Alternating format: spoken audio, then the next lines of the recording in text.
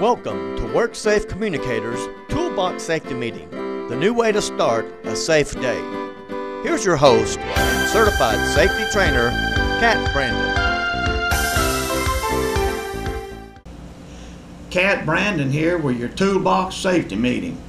The topic for today is hazardous communication. SARA, or the Superfund Amendment Reauthorization Act of 1986, mandated guides and regulations for us to teach HAZCOM, that's the acronym for hazardous communication, to members of our workplace and members of our community. Just what is hazardous communication? It's your right to know of what are the hazards that you're going to be dealing with on the job and off the job. What are hazards of the workplace? Well, chemical hazards cause two different types of effects: physical effects and health effects. What is a physical health effect?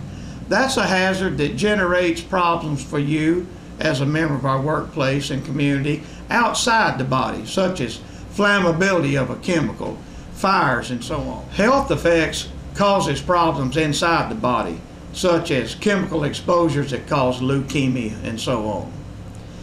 Employee training is very vital to learn about these physical and health effects.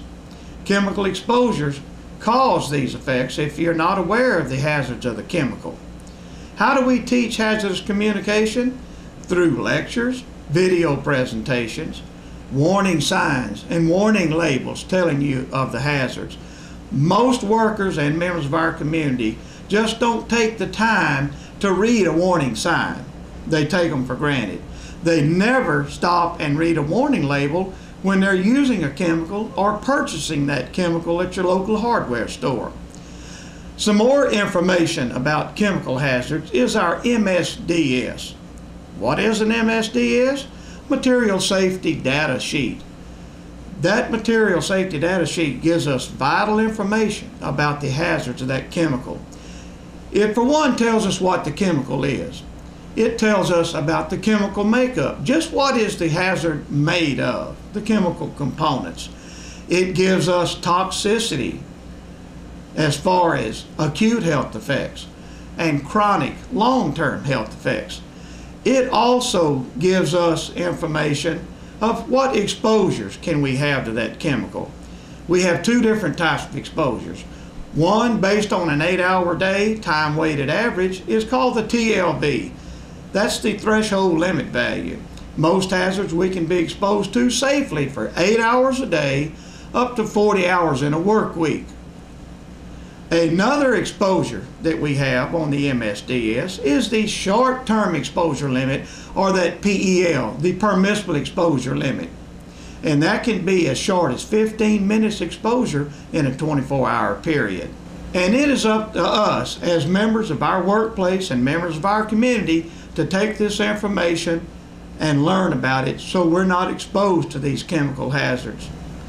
The MSDS also gives us information about fires. Is that material explosive or not? And if it is flammable, how are we going to extinguish that fire?